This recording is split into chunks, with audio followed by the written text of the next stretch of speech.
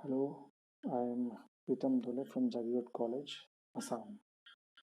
I'm very happy to join this national workshop come faculty development program on technology and instructional reforms with reference to online teaching, learning, and evaluation, organized by Center for Academic Learning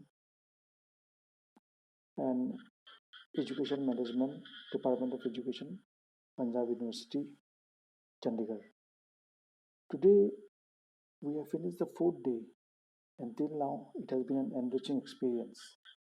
In accordance with the workshop rules, we have been given assignment that is to prepare a short video on our concerned subjects.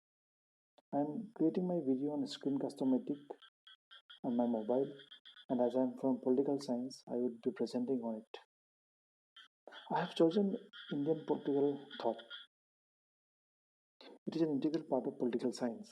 It deals with political thinkers who have shaped our country with their visions. Among many of the political thinkers, I will deal with Rajaram Mohan Roy. Before starting this paper, many students ask us, why do we need to study these old thinkers? My answer always is an example regarding their grandparents. They are not from our times, yet we listen and respect them today. Why? Because of unlimited pearls of wisdom that they possess and values that they teach us. Today, young generation not staying with grandparents have gradually lost or are losing their values. Now coming back to Rajaram Mohan Roy, he was a social thinker par excellence. His role in doing away with sati among Orthodox Brahmin was historical. By founding Brahmo Samaj, Roy sought to articulate his belief in the Islamic notion of one God. In his conceptualization, social reform should precede political reform, for the former laid the foundation for liberty in a political sense. Although he despised colonialism, he appeared to have endorsed the British rule, presumably because of his historical role in combating the prevalent feudal forces. Not only, were, not only was the British rule superior, at least culturally, than the erstwhile feudal rulers, it would also contribute to a different India by injecting the values it represented. His admiration for the British rule was based on his faith in its role in radically altering traditional mental makeup of Hindus. The continued British rule, he further added, would eventually lead to establishment of democratic institutions as in Great Britain. Like any other liberals, Roy also felt that the uncritical acceptance of British liberal values was probably the best possible means of creating democratic institutions in India.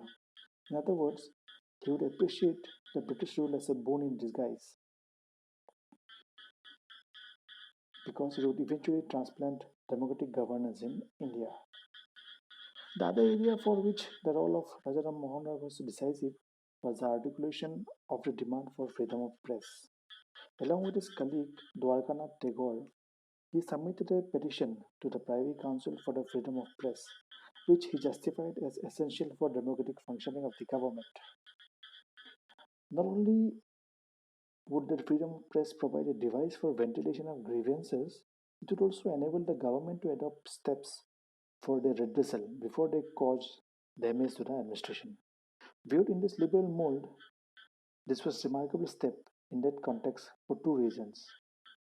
The demand for freedom of press was significant development in the growing, though limited, democratization among the indigenous elites in India, and B, the idea of press freedom, if sanctioned, would actually act as a safety valve for the colonial rulers because of the exposition of grievances in the public domain. So now if we look at these points, we see that he has been a great social reformer who finished the diverse system of sati, and also he was the one who first raised a voice for freedom of press. So that's why Rajaram Mohan Roy is known as the father of modern India or the father of Indian Renaissance. Thank you.